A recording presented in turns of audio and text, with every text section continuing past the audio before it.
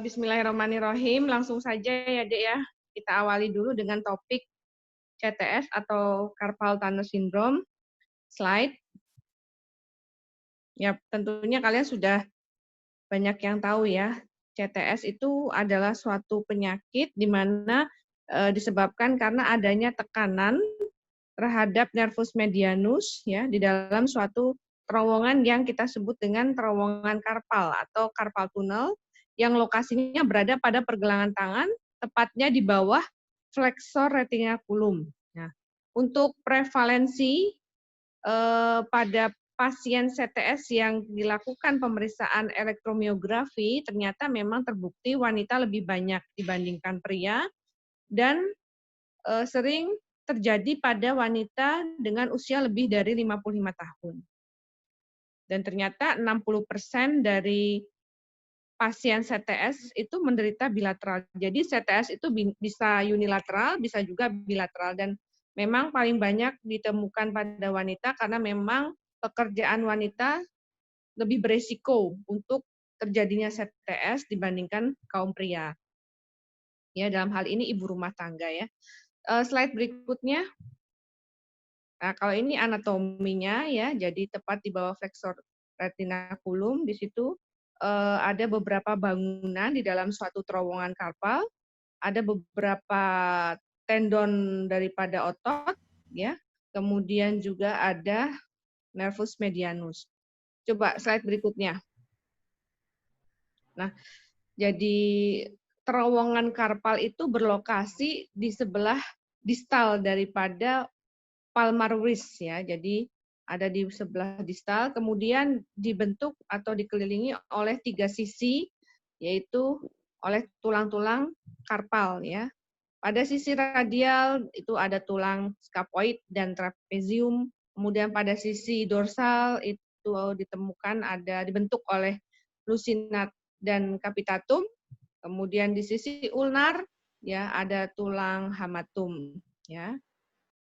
Kemudian ditutup oleh suatu fibrokartilagus yang tebal ya yang kita sebut dengan flexor retinaculum ya. Slide berikutnya. Nah, ini di dalam suatu terowongan tadi ada nervus medianus, kemudian ada flexor pollicis longus ya, ada flexor digitorum ya.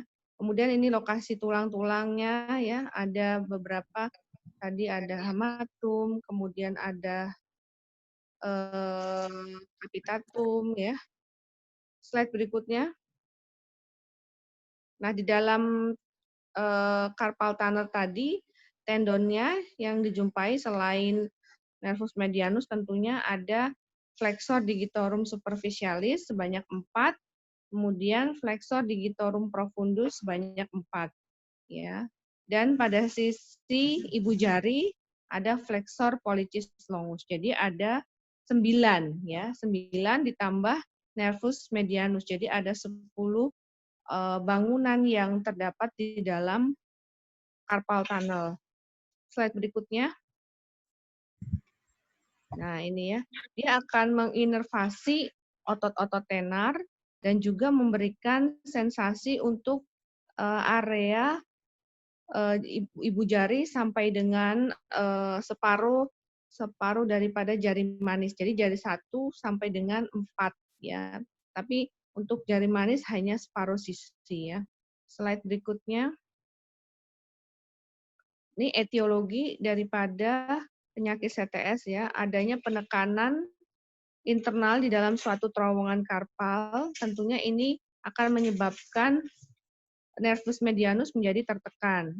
Akibatnya terjadi iskemik dan gangguan konduksi, jadi penghantaran saraf terganggu. Nah, apa saja kondisi yang kira-kira bisa menyebabkan peningkatan tekanan internal di dalam terowongan karpal? Salah satunya adalah kita melihat di sini trauma. Nah, trauma di sini tidak hanya berarti dia mengalami kecelakaan, bukan, tetapi adanya suatu gerakan yang dilakukan secara berulang-ulang atau repetitif sehingga mencederai atau menekan terowongan karpal. Contoh pada ibu rumah tangga misalnya yang sering mencuci, memeras, mengulek. Nah, itu kan apabila dilakukan secara terus-menerus, apalagi mereka-mereka itu adalah pekerja catering misalnya yang dilakukan setiap hari, nah itu bisa mencederai dari nervus medianus. Terus juga pada pekerjaan-pekerjaan tertentu seperti mengetik ya. Kemudian juga bisa juga kondisi endokrin ya. Jadi misalnya pada kasus di mana karena hormon ya, peningkatan hormon di mana kasus-kasus pada kehamilan juga bisa dijumpai peningkatan daripada tekanan di dalam carpal tunnel. Kok hilang ya slide-nya?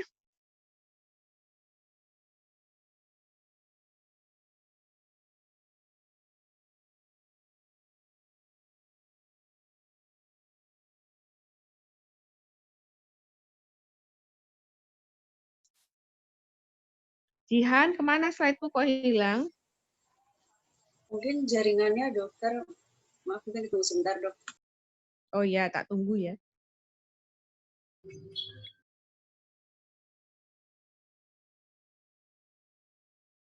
Nah, ya, juga ada kasus-kasus beberapa seperti neoplasma, infeksi ya, kemudian gangguan metabolik ya, dan ada juga kasus yang iatrogenik ya. Slide berikutnya. Nah, ini untuk inervasi daripada saraf medianus yang saya katakan tadi adalah sisi radial ya. Jadi jari 1, 2, 3, dan separuh sisi jari 4 ya. Dan otot-otot yang diinervasi adalah otot-otot tenar ya. Slide berikutnya. Nah, untuk gejala-gejala khas daripada pasien yang didiagnosis dengan CTS ya, ada yang keluhannya rasa tebal di jari-jari tangan, kemudian kesemutan, bahkan ada yang mendeskripsikannya itu sebagai suatu sensasi nyeri. Nyerinya itu bisa sampai rasa panas seperti terbakar, sampai membuat pasien tersebut terbangun dari tidurnya itu juga bisa. Ya. Atau kombinasi dari gejala-gejala tadi. Jadi ya kesemutan, ya tebel, ya nyeri. Ya, saking tebelnya itu menyebabkan nyeri. Dan tadi bisa sampai terbangun di malam hari dari tidurnya karena kesemutan yang sangat hebat pada tangannya. Oke, slide berikutnya. Nah, ini juga menyebabkan kesulitan pada pasien tersebut ketika memegang sesuatu ya. Jadi mudah sekali lepas atau ketika dia menyetir motor atau mobil timbul gejala sehingga mereka harus mengibas-ngibaskan tangannya karena saking tebalnya itu yang disebut dengan flick sign ya. Jadi ketika dia men-shaking atau apa ya mengkibas-kibaskan tangannya maka gejala-gejala tadi atau kesemutannya tadi bisa berkurang. Itu maksudnya flick sign ya. Terutama pada wanita ya, ketika dia sudah timbul gejala-gejala numbness, tingling, itu kesulitan sekali ketika akan beraktivitas, misalnya pada saat akan menjahit, pada saat akan mengiris, kemudian mengupas, itu biasanya kesulitan ya, karena saking nyerinya atau saking tebalnya dari gejala CTS tadi. Slide berikutnya. Nah, tentunya untuk mendiagnosis ini sangat mudah ya. Jadi saya rasa untuk kalian dokter umum di puskesmas pun harus bisa ya menegakkan diagnosis CTS ya. Tentunya berawal dari mendengarkan historinya ya dari anamnesa, kemudian kamu evaluasi lagi dengan pemeriksaan fisik yang tentunya mendukung ke arah CTS ya. Pemeriksaan fisik itu bisa dimulai dari look ya atau inspeksi, kita lihat ada tidak ya atrofi daripada otot-otot tenar. Karena tadi ingat bahwa nervus medianus itu memang mensarafi otot-otot tenar. Jadi pada kasus CTS yang berat, itu memang bisa ditemukan sampai dekok ya, artinya sudah terjadi atrofi di situ. Kemudian sudah inspeksi, kemudian dipalpasi ya. Palpasi di sini bisa dilakukan pemeriksaan provokasi seperti Tinel test ya, kemudian carpal compression test itu juga bisa. Kemudian pada pemeriksaan move juga bisa kamu cek range of motion, ada tidak keterbatasan lingkup gerak sendi daripada tangan ya. Dan juga bisa juga diperiksa manual muscle testing. Jadi kekuatan otot-otot intrinsik tangan apakah sudah menurun atau belum. Nah, kemudian dilakukan juga pemeriksaan sensorik ya, area 1, digiti 1 sampai dengan 4 ya. Nah, tentunya ketika pemeriksaan MMT atau motor examination yang mungkin weakness atau yang mungkin terganggu di sini adalah otot-otot ini ya, singkatannya LOAF, karena otot-otot ini diinervasi langsung oleh nervus medianus, yaitu contohnya flexor pollicis brevis, abductor pollicis brevis, kemudian opponent pollicis, dan lumbricalis. Lumbricalis itu kan ada 4, ya. Tetapi yang diinervasi langsung oleh medianus adalah first sama second lumbricalis, ya. Slide berikutnya.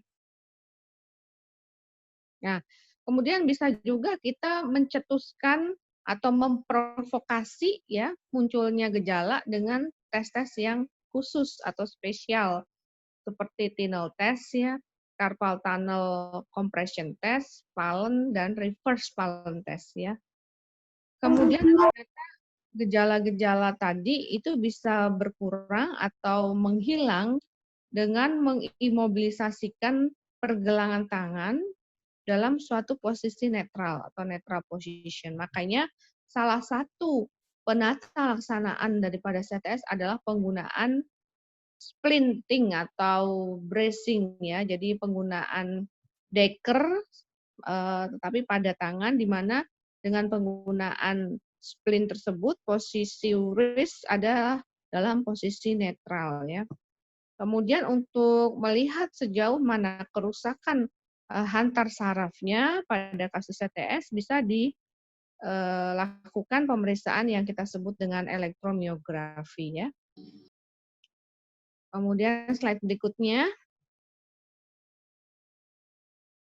Nah, untuk treatment ya, satu konservatif tentunya karena penyakit ini sebetulnya sangat berkorelasi dengan aktivitas sehari-hari, perlulah kita berikan edukasi kepada pasien untuk memodifikasi suatu aktivitas sehari-hari agar tidak mencederai atau tidak menekan nervus medianus di dalam suatu carpal tunnel. Jadi bagaimana Anda memberikan solusi misalnya tidak usah ngulek, bisa dengan blender, tidak usah nyuci pakai tangan, tidak usah bilas dengan tangan, tapi pakai mesin cuci, misalnya seperti itu. Kemudian misalnya kita ajarkan juga teknik ketika harus membilas pakaian itu posisi dari pergelangan tangan jangan dipuntir, tapi gunakan fleksi daripada digiti, misalnya seperti itu ya.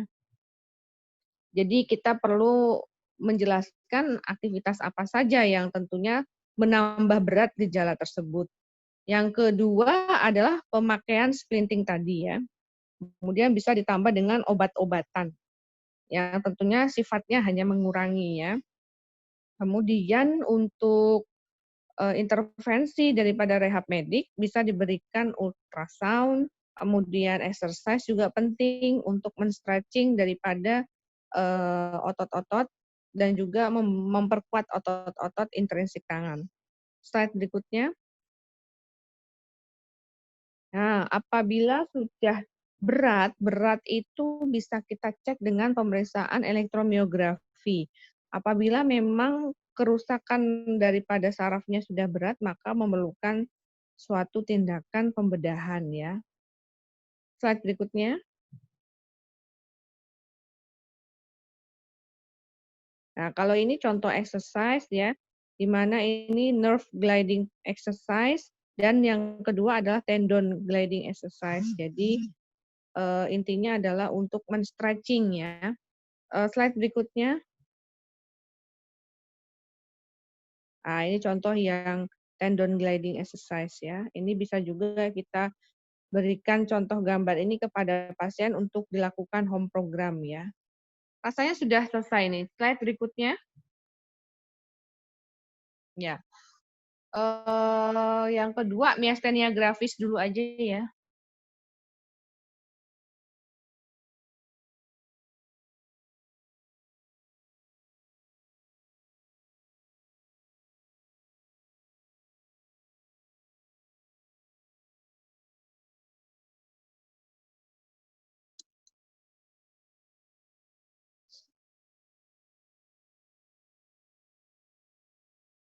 Ya, oke. Slide. Ya, jadi definisi dari miastenia grafis adalah suatu kelainan autoimun yang ditandai oleh kelemahan abnormal dan progresif daripada otot rangka ya.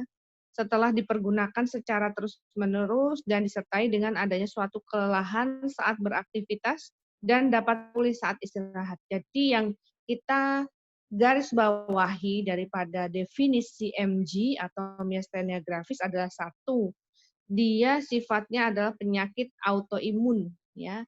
Dua, menyerang otot rangka saja ya. Dan yang ketiga, dapat pulih dengan istirahat. Jadi makin dia beraktivitas, makin timbul gejalanya ya. Tampak sekali kelelahan daripada otot-otot.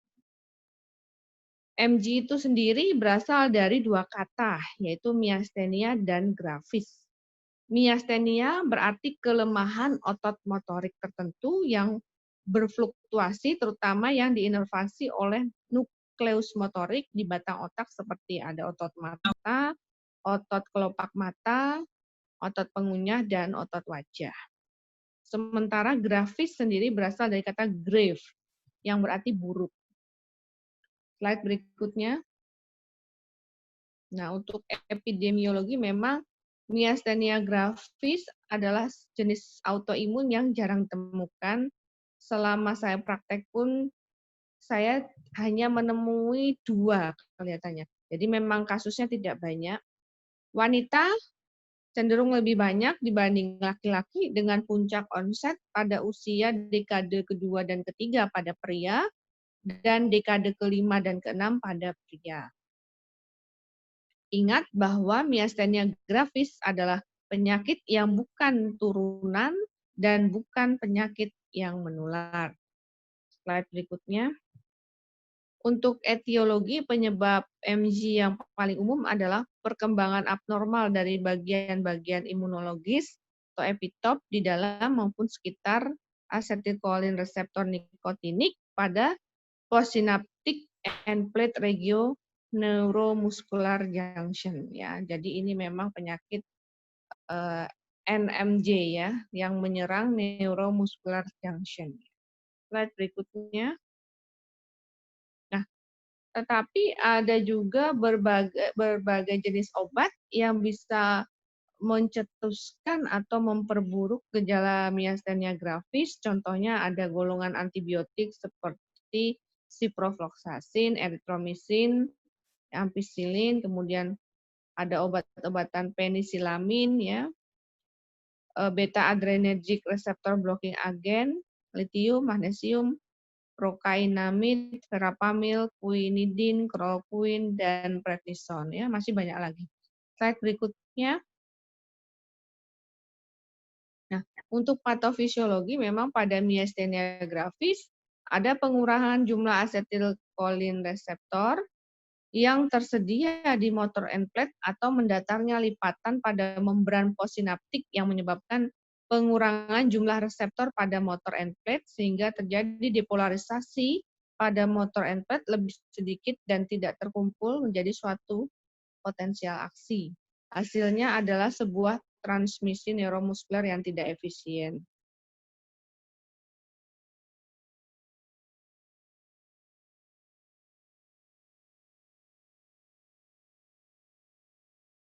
Nah, kemudian klasifikasi menurut Osterman ya. Jadi ada beberapa tipe klasifikasi, yaitu menurut Osserman ya, ada okular miastenia, yaitu terkena hanya otot mata saja, ya seperti gejala ptosis, diplopia, ya tidak menimbulkan kematian. Tetapi ada juga yang sifatnya generalized miastenia, ya, mulai dari yang mild, yang lambat, ya, pelan-pelan meluas sampai otot rangka, bulbar, tetapi sistem pernafasan tidak terkena, ya. Dan ada juga yang moderate generalized myasthenia. Ya, ada yang severe, ada yang less severe ya. Slide berikutnya. Gejala klinis contohnya ptosis ya, merupakan salah satu gejala kelumpuhan nervus oculomotorius nervus 3 sering menjadi keluhan utama ya, memang pada penderita MG. Serta ditemukan adanya kelemahan otot-otot bulbar, diikuti dengan kelemahan pada fleksi dan ekstensi kepala. Nah, di sini perlu diingat bahwa kelemahan otot rangka tersebut makin lama makin buruk ya, dan bisa menyebar mulai dari otot okular, otot wajah, leher sampai dengan otot-otot ekstremitas ya. Slide berikutnya. Gejala yang paling berat atau yang paling berbahaya dari MG adalah kesulitan bernafas. Pasien miastenik dengan insufisiensi pernafasan atau ketidakmampuan untuk mempertahankan jalan nafas dikatakan mengalami krisis. Slide berikutnya. Beberapa faktor lain yang bisa membuat MG atau penderita MG memburuk, misalnya kelelahan atau kurang tidur, stres, cemas, depresi, rasa takut yang berlebihan, emosi, sinar matahari atau lampu terang, ya beberapa obatan tadi, minuman beralkohol, stres karena operasi, infeksi dan penyakit pernafasan makin memperburuk daripada penyakit miastenia gravis tersebut. Slide berikutnya. Tentunya bagaimana cara menegakkan diagnosis selalu dari anamnesis dan pemeriksaan fisik. Dari anamnesis kita bertanya, apakah munculnya kelemahan otot tersebut fluktuatif dan meningkat dengan aktivitas fisik? Apakah kelemahannya meningkat sepanjang hari dan bisa hilang dengan istirahat? Apakah terdapat ptosis? Apakah ada kelemahan ekstensi dan fleksi kepala?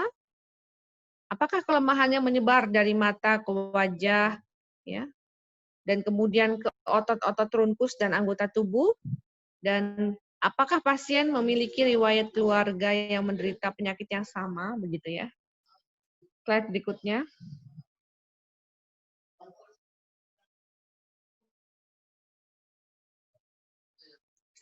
Pemeriksaan fisik ya.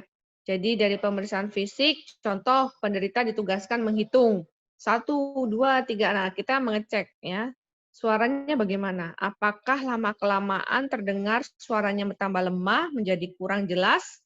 Berarti penderita ini menjadi afonia ya. Kemudian penderita ditugaskan untuk mengedip-ngedipkan matanya secara terus-menerus. Maka lama-kelamaan bisa timbul ptosis ya. Setelah suara menjadi parau atau adanya kita temukan ptosis, kita suruh penderita beristirahat. Maka akan kembali pulih ya untuk sesaat. Slide. Nah, untuk pemeriksaan penunjang diantaranya ada laboratorium, ada pemeriksaan EMG juga. Slide. Ada juga pemeriksaan tambahan seperti prostigmin test, uji kinin ya. Slide berikutnya. Untuk diagnosa banding bisa meningitis karena tuberkulosa, kemudian infiltrasi karsinoma dari nasofaring, kemudian bisa juga paralisis karena penyakit difteri ya, pseudoptosis pada trakoma atau ini LEMS ya, Lambert-Eaton myasthenic syndrome ya. Penyakit ini dicirikan dengan adanya kelemahan dan kelelahan pada otot anggota tubuh bagian proksimal dan disertai dengan kelemahan relatif pada otot-otot ekstraokuler dan bulbar ya. Slide berikutnya. Nah, untuk prognosis memang Tanpa pengobatan, angka kematiannya 25-31%. Kalau kita obati, kematiannya semakin kecil, hanya 4%, dan 40% dari miastenia gravis hanya muncul gejala okuler saja. Slide. Bagaimana terapi rehab medik pada kasus miastenia gravis? Ya, jadi intinya hanya 4 ini ya. Jadi positioning untuk mencegah tirah baring lamanya, kemudian chest fisioterapi dalam kaitannya untuk pemeliharaan fungsi daripada pulmo, karena pada kasus ini juga bisa menyerang otot-otot pernafasan, jadi perlu diberikan latihan chest terapi. Kemudian perlu juga latihan range of motion dan latihan mobilisasi bertahap sesuai dengan kemampuan pasien atau kondisi pasien saat dirawat. Berikutnya. Oke, satu topik lagi.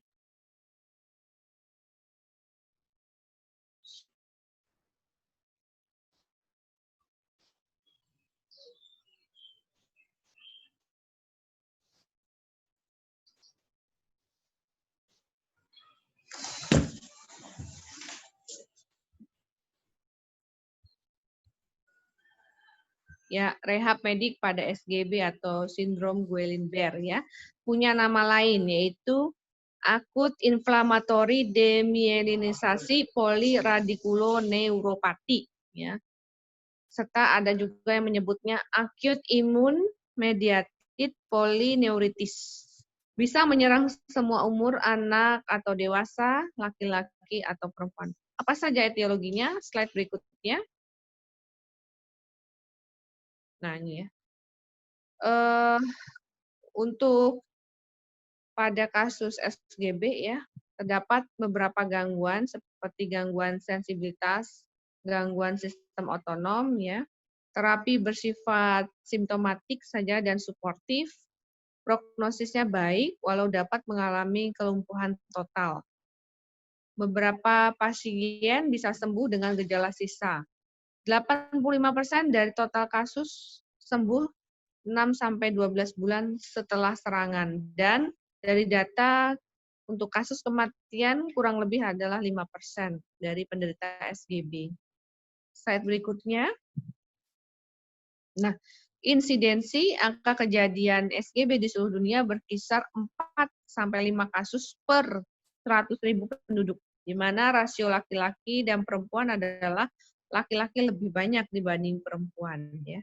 Dengan puncak insidensi usianya usia muda yaitu 15-35 tahun. Kemudian yang kedua pada onset usia 50 sampai dengan 70 tahun. Slide. Nah, ini beberapa etiologi bisa dibaca sendiri ya. Slide berikutnya. Nah, untuk gambaran klinis terbagi menjadi 5 fase. Bisa dilihat di sini. Ada fase prodormal, fase laten, fase progresif, dan yang terakhir, sebelumnya fase plateau, dan yang terakhir adalah fase penyembuhan atau rekonvalesen. Ya. Slide berikutnya.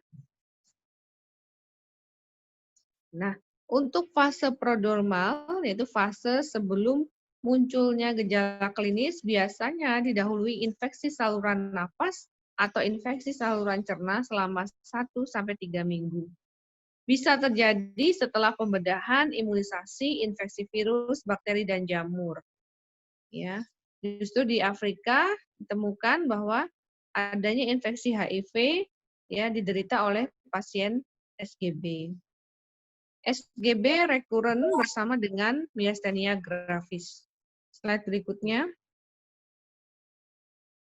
Kemudian fase laten itu waktu antara timbul infeksi atau prodormal yang mendahuluinya sampai timbulnya gejala klinis, yaitu selama kurang lebih 1-28 hari, itu fase laten.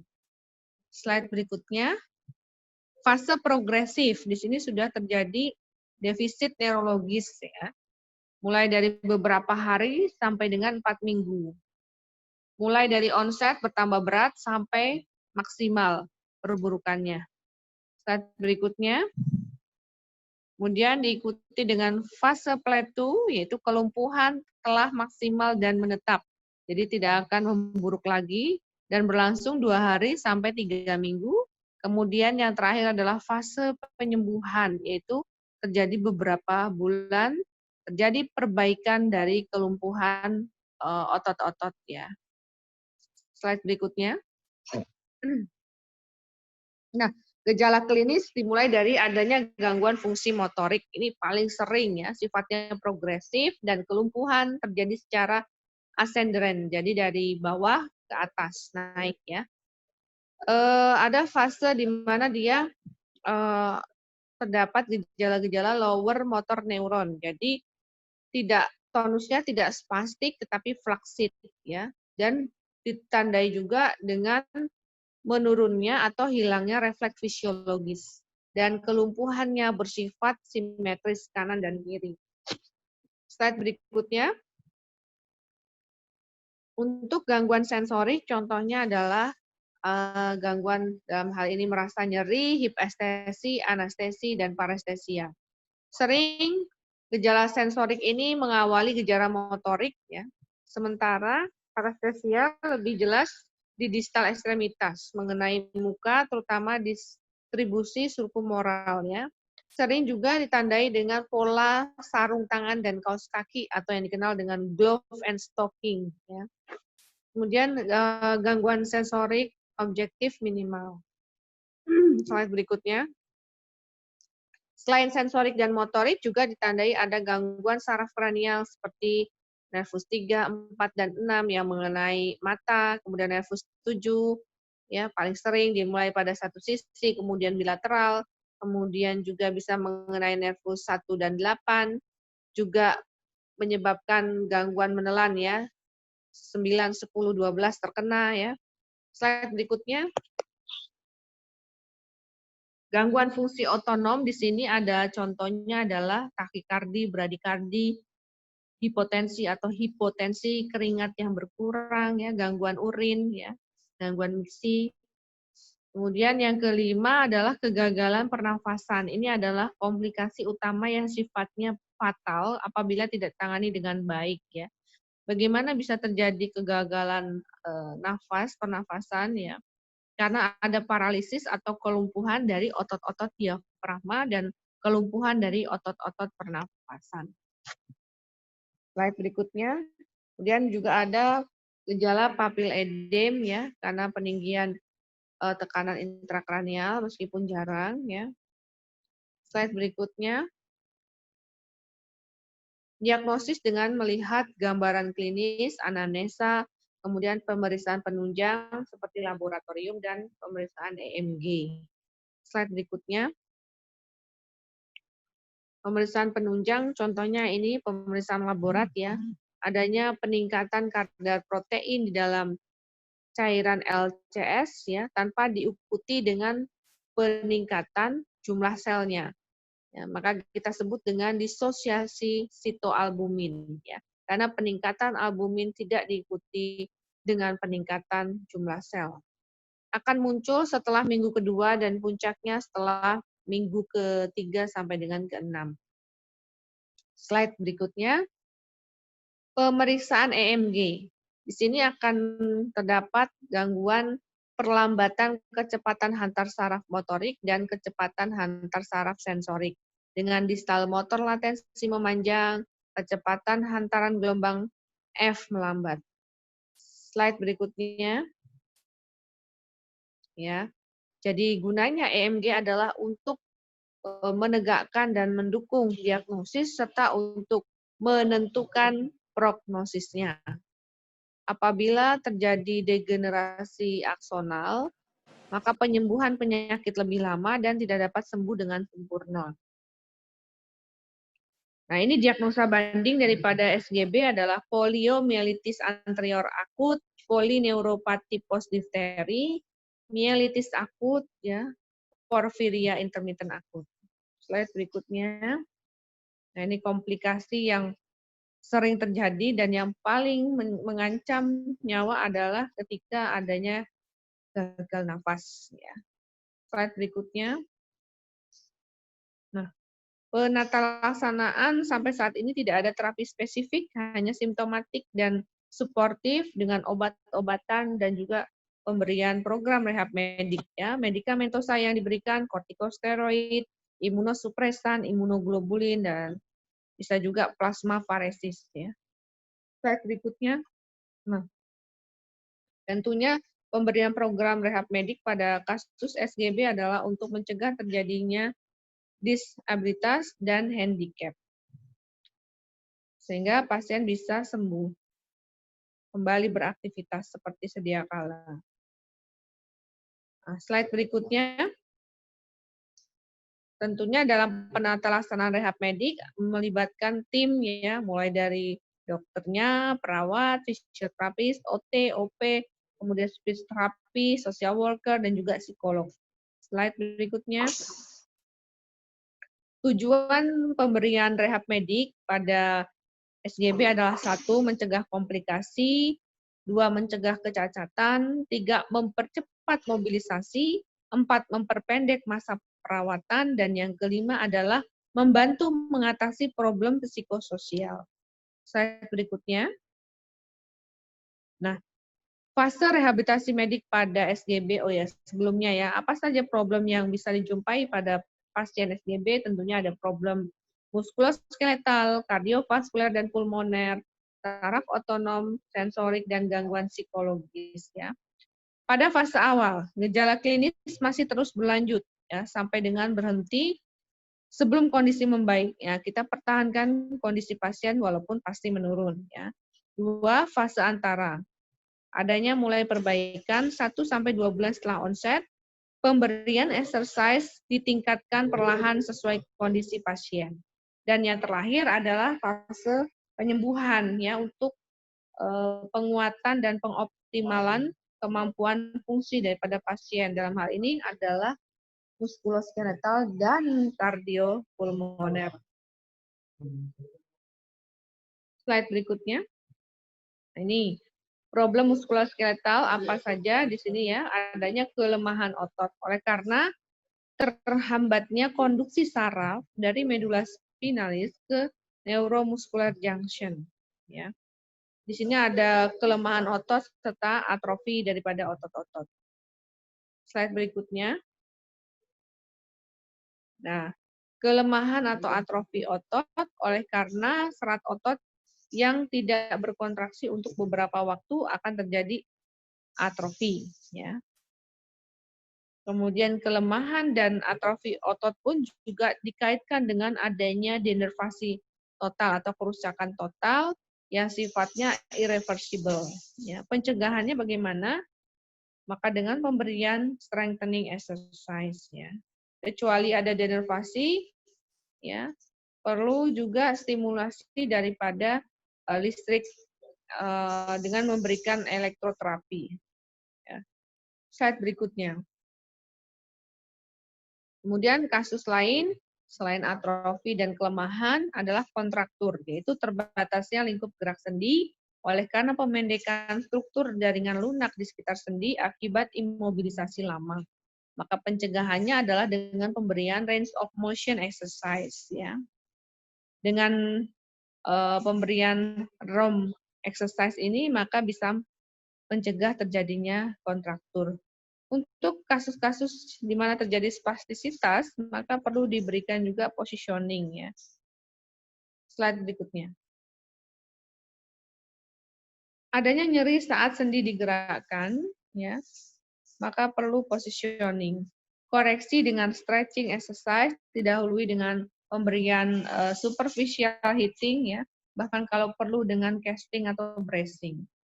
Kalau sifatnya reversible, ya, bila imobilisasinya memang tidak lebih dari 30 hari. Kalau imobilisasi lebih dari 60 hari, biasanya kontraktur itu udah irreversible. Sudah sulit diperbaiki dengan exercise, sehingga perlu pembedahan. Slide.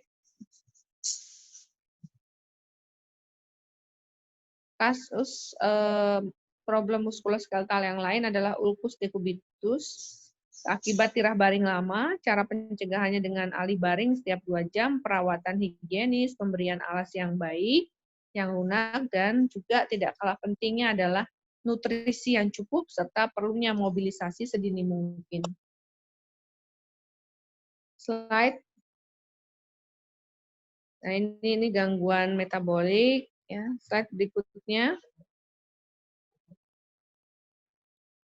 Problem kardiovaskuler dan pulmoner ya, bila kerusakannya sampai dengan medula spinalis segmen torakal ya, sehingga otot pernafasan lumpuh ya.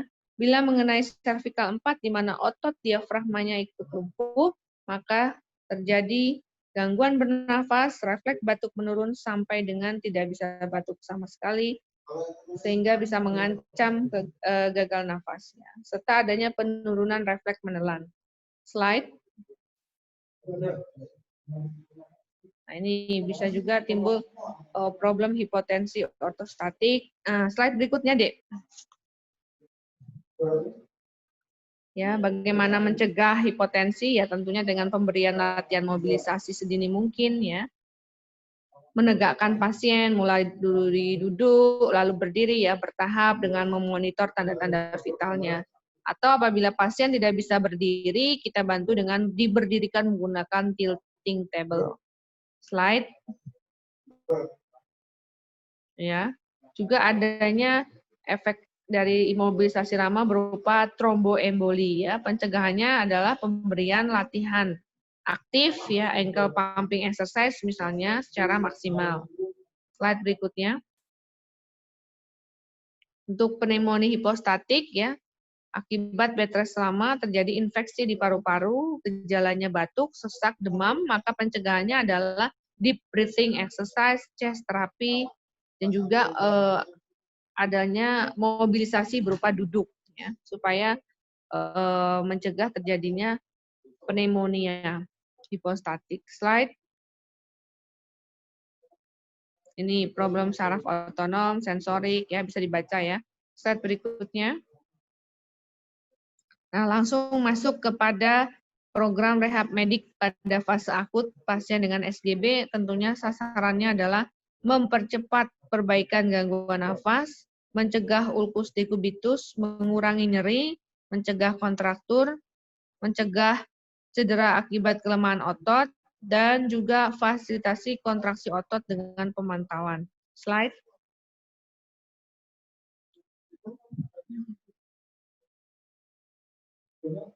Programnya contohnya adalah pengaturan posisi atau positioning, kemudian ali baring setiap 2 jam, kemudian elevasi tungkai bawah lebih tinggi daripada jantung, pemberian latihan lingkup gerak sendi atau LGS ya, baik pasif dulu ya ataupun dibantu. Bisa juga menggunakan alat bantu CPM untuk menggerakkan sendi ya, dan tidak boleh sampai kelelahan. Slide.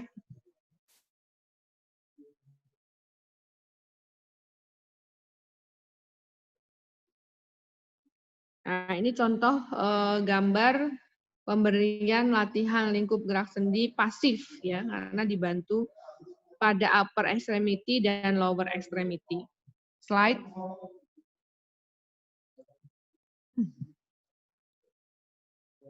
Nah, ini alat CPM adalah singkatannya continuous passive movement ya.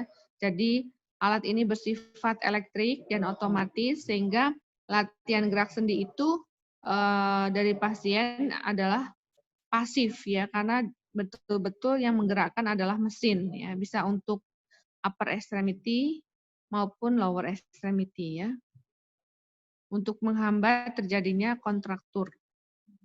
Slide. Dan juga pemberian okupasi terapi ya, tentunya kaitannya dengan pemberian AKS atau aktivitas kehidupan sehari-hari.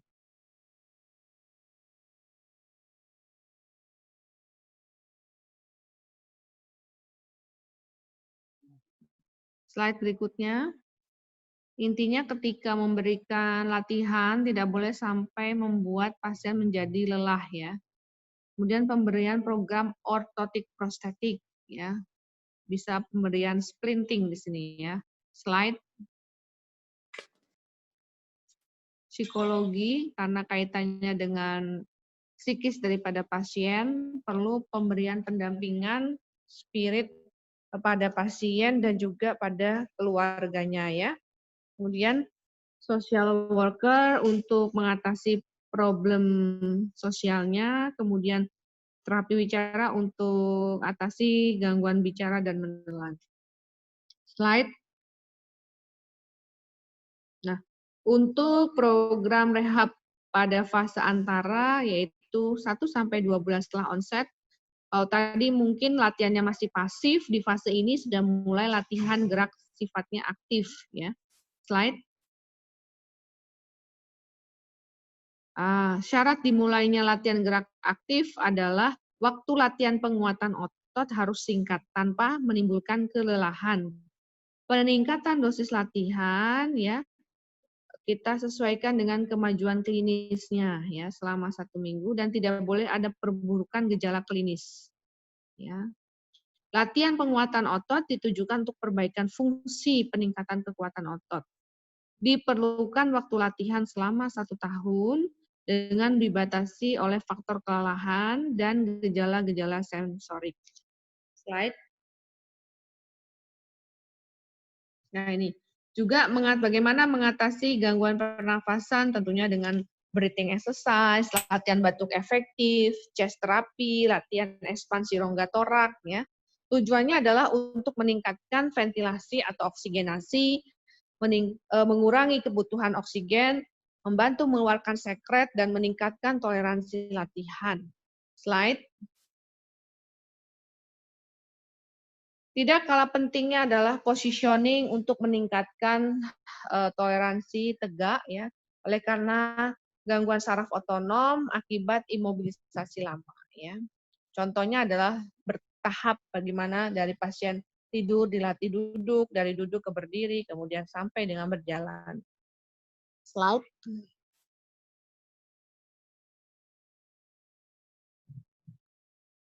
Kemudian juga ada latihan berjalan ya. Latihan berjalan bila kekuatan dari otot-otot gluteus, hamstring, dan quadriceps kekuatannya sudah di atas 3 ya, 3 sampai dengan 5. Ya. Bila kekuatan otot masih 2 atau 1, maka latihannya bisa dilakukan di dalam air atau hidroterapi ya. Latihan jalan juga bisa dibantu dengan awalnya menggunakan alat bantu seperti walker ya. Slide.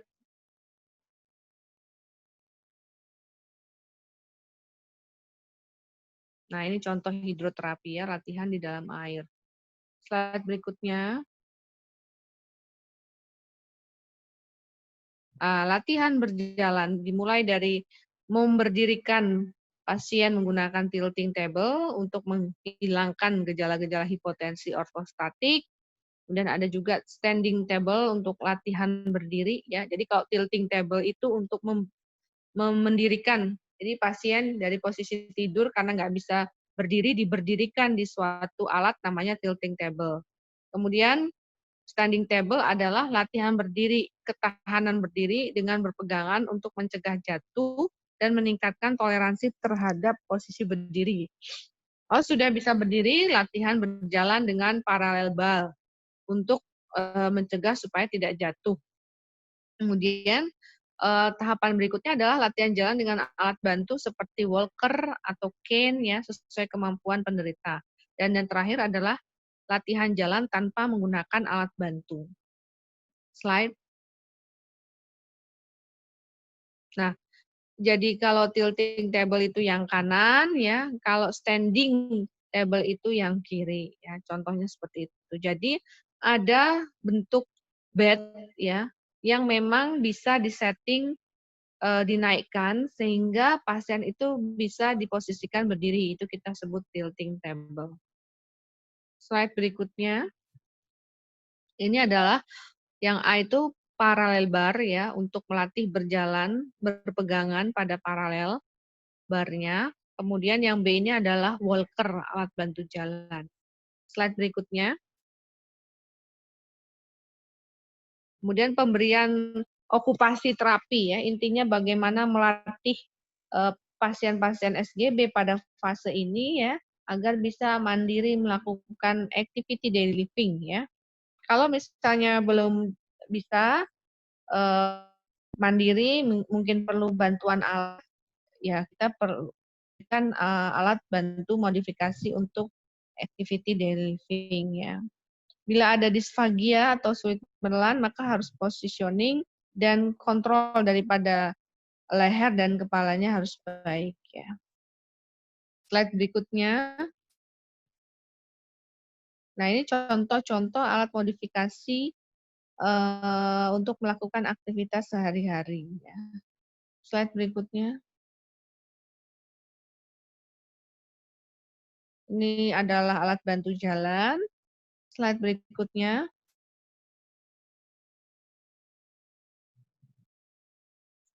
Kemudian rehabilitasi stadium kronis, stadium 3 ya. Bila tidak ada perbaikan motorik yang bermakna dalam waktu 6 bulan, berarti terjadi kerusakan aksonal yang luas. Sambil menunggu kesembuhan selanjutnya, pencegahan timbulnya komplikasi akibat imobilisasi lama.